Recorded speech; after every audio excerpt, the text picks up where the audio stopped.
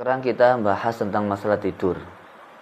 Tidur itu banyak ulama itu mengatakan kalau ngaji tidur itu setan, kan gitu ya. Jumatan tidur itu setan.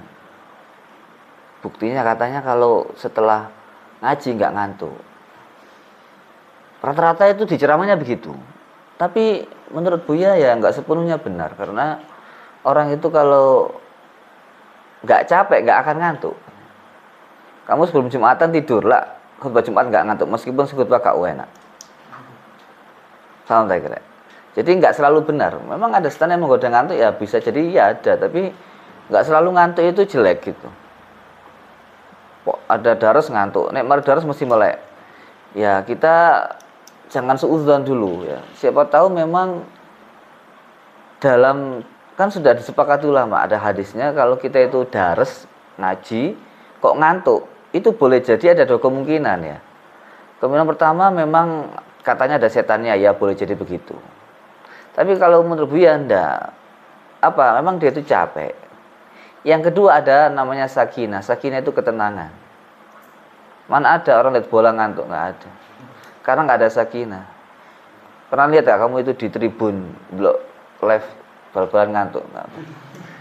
Blok dangdutan ngantuk blok tribun nggak, masih lama nggak tidur. Karena nggak ada sakinah di situ. Tapi kalau kita itu ngaji wiritan, itu sakinah turun. Karena sakinah turun, akhirnya dia tenang hatinya, ngantuk. Kok nek mari nggak ngaji, nggak ngantuk. Kenapa? Karena nggak ada sakinah. Bingung mana, pusing mana, kakek pikiran, kakek penggawean. Sehingga nggak ngantuk lagi. Itu proses yang kedua kan. Ya, jadi nggak selalu setan. Buktinya tadi, kalau kamu sebelum daras tidur, nggak akan ngantuk pasti ke daras. Setannya godanya bukan lewat tidur, lewat yang lain kan gitu. Jadi tidur itu adalah karunia dari Allah. Syekh Buti mengatakan dalam kitab Al-Insan Muslim Al-Mukhayyar, ngantuk itu termasuk takdir yang musayyar. Takdir yang nggak bisa dirubah dan nggak ada campur tangan manusia.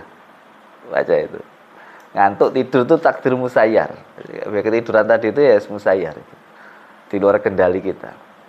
Meskipun kita punya kendali, kalau kamu itu punya kuda-kuda saya harus bangun habis ini, mesti bangun nanti. Biasanya Billy mesti bangun. Tadi nggak tahu saya kenapa jam 8:04 itu. Itu pun ngeler. Iki jam 8:04 iki siang, malam, pagi ngapain? Mikir sih. Oh iki daras iki. Oh ya langsung ke bawah mesti turun. Jadi itu musayyar ya. Jadi kalau orang itu sudah punya saya nanti akan harus bangun, itu mesti bangun itu. Ada yang membangunkan.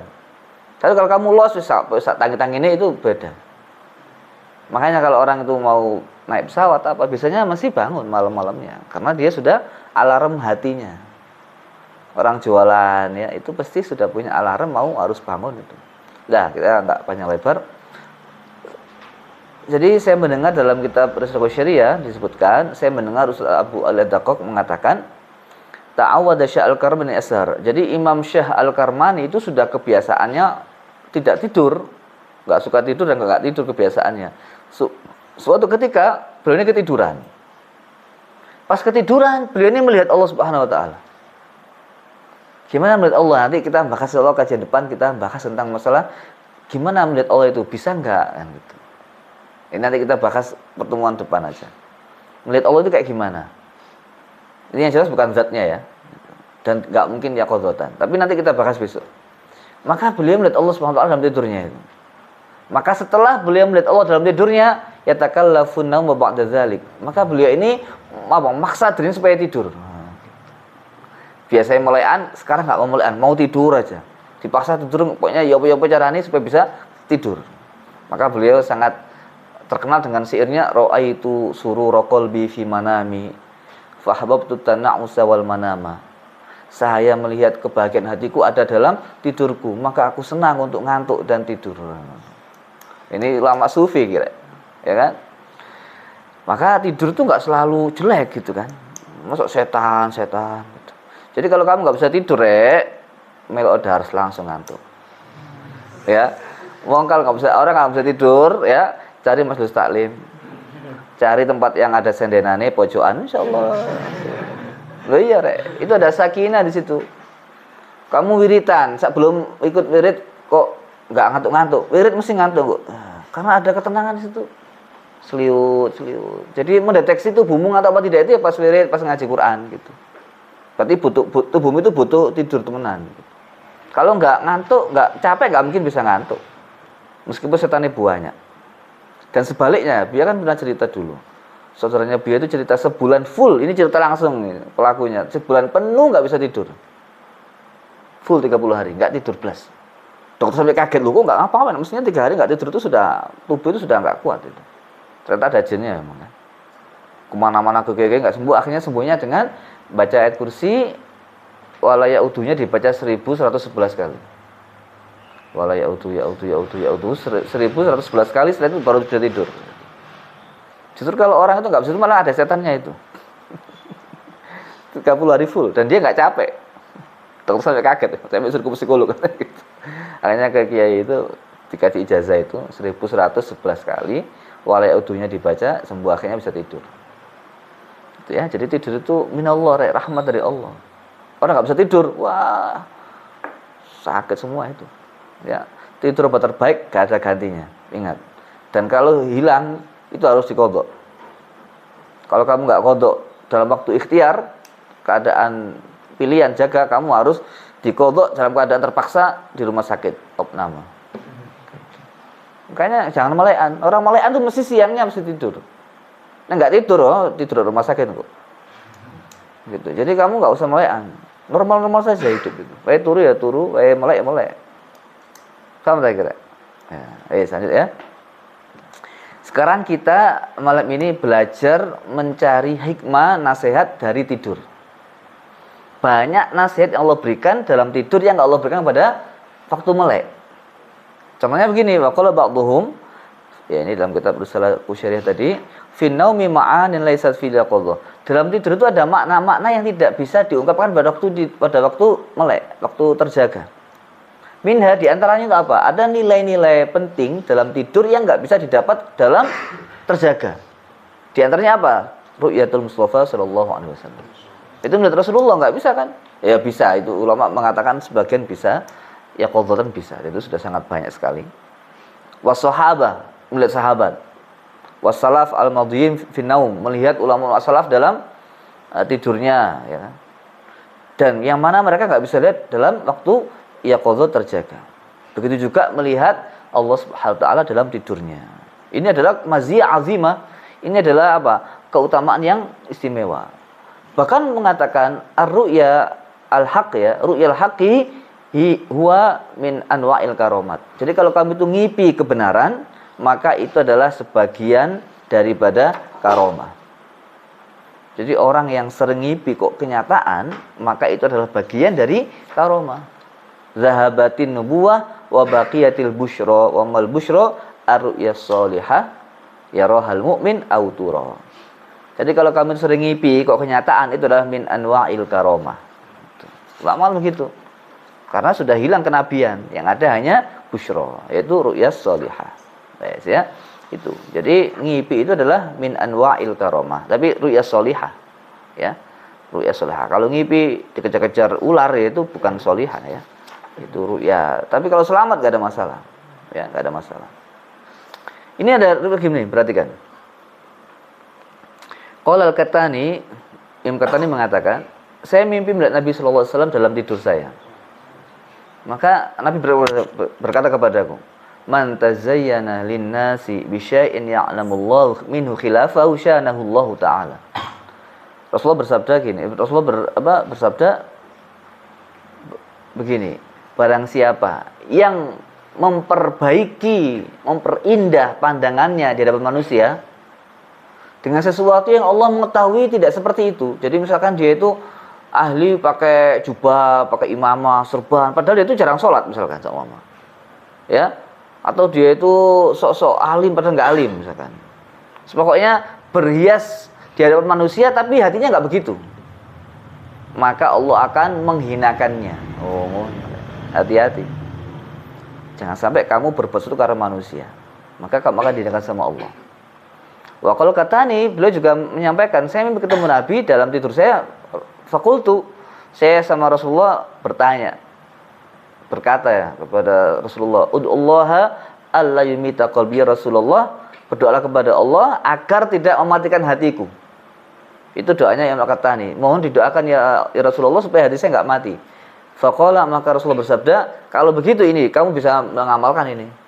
Apa? Faqul kulla yaumin arba'ina marrah. Baca ini setiap hari 40 kali. Apa itu? Ya hayyu ya qayyum la ilaha illa anta. Ya hayyu ya qayyum la ilaha illa anta. Ya hayyu ya qayyum la ilaha illa anta 40 kali, maka Allah enggak akan mematikan hatimu. Fa innallaha yuhyi qalbaka. Buktikan. Maksimal 40 hari sudah terasa, ada rasanya. Jadi kalau membaca ya hayyu ya qayyum la ilaha illa anta 40 kali sehari, maka hatimu tidak akan dimatikan oleh Allah. Hati mati itu kayak gimana? Enggak melok daras, enggak susah, enggak ngaji, enggak susah, enggak sholat, enggak susah, itu berarti hatinya sudah mati. Enggak maksiat, enggak susah, itu hatinya mati, hati-hati itu. Ya. Itu. Jadi ini belajar dari Ngipi. Ya, alhamdulillah sering sekali dapat doa dari Ngipi itu ya. Nah, yes. Ini kita bahas di sini aja. Wa ra'al Hasan bin Ali radhiyallahu anhuma Isa bin Maryam. Jadinya Sayyidina Hasan bin Ali mimpi melihat ketemu sama Sayyidina Nabiullah Isa dalam tidurnya. Faqala inni uridu an takhidha khataman. Sayyidina Hasan ini ngomong sama Sayyidina Nabiullah Isa, "Hai Nabi Isa, saya ini kepingin pakai cincin. Terus saya tulis apa di cincin saya itu?" Gitu. Jadi kalau kamu mau pakai cincin, tulisnya ini. Kalau ada yang pesan, biar pesan sekalian enggak apa-apa ya. Ini tulisannya. Jadi kalau kamu mau pakai cincin begini. Sama Nabiullah Isa bertanya, "Apa yang saya tulis?" Wahai Nabi Isa, tanya Sayyidina Hasan bin Ali, "Oh, uktub alaihi." Ini, tulisnya gini cincinmu, la ilaha illallahul malikul haqqul mubin. Jadi kalau punya cincin tulisannya apa? La ilaha illallahul malikul haqqul mubin. Fa innahu fi akhiril Injil, karena itu ada dalam akhir kitab Injil. Nah, kalau kamu ada kenalan orang bisa nulis di cincin yang rapi, tulis ini, pesen. Nah, mengamalkan dawuhnya Nabi Isa gitu. Kemudian ada riwayat lagi, ini penting, ini nggak bisa lupa Buya ini sejak Buya membaca ini. Wa qala Yahya bin Sa'id Al-Qattan. Yahya Sa'id bin Qattan tuh suatu ketika ngipi ra'aitu rabbi fil manam. Saya mimpi ketemu sama Allah. Lihat Allah saya dalam mimpi saya itu. Ya, ini tingkatannya tinggi rek. Besok kita bahas ini. Gimana mimpi lihat Allah itu kayak gimana? Mimpi lihat Allah itu kayak gimana? Bisa nggak? Boleh nggak dalam akidah kan gitu ya? Nah, besok aja kita bahas. Saya mimpi ketemu sama Allah. Faqultu ya Rabb, wahai Allah, kam ad'uka fala tastajibu li, ya Allah, saya ini sudah berapa kali berdoa kepadamu ya Allah, tapi engkau belum ngasih saya ijabah. Ini Syekh Yahya bin Sa'id Al-Qattan. Syekh Yahya bin Sa'id Al-Qattan. Apa kata Allah? Faqala ta'ala, gimana coba? Jadi kalau kamu merasa doamu selama kok nggak diijabah sama ya. Tapi nggak boleh begitu, pasti diijabah. Kalau nggak sekarang, nanti rahasia, atau yang ketiga di akhirat, mesti itu nggak mungkin nggak. Cuma ini beliau bertanya, kenapa nggak dijabah sekarang? Itu jawabannya begitu. Artinya takwilnya begitu. Kenapa engkau nggak ijabah doa saya sekarang ini? Tidak langsung saat ini gitu. Mesti dijabah, kalau nggak sekarang nanti atau di akhirat. Apa kata Allah? Ini penting. Ya Yahya, inni uhibbu an asma'a sautaka. Wa Yahya, sesungguhnya aku ini senang mendengar suaramu. Bayangkan. Jadi Allah sengaja tidak dikasih permintaannya sekarang, cepat, karena Allah ingin mendengar suara doa dari Syekh Yahya bin Sa'id Al-Qattan. Lungun re. Jadi kalau mau dungo senang, Allah senang dia doa. Dalam kitab Ainul Ilmi wa Zunul Hilmi, Bu yang baca itu ada hadis, Allah itu ternyata kalau nggak senang sama hambanya itu gimana?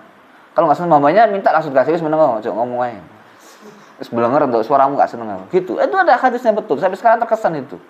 Jadi kalau orang itu sekali doa langsung mustajab, itu dua kemungkinan. Wali kan gitu.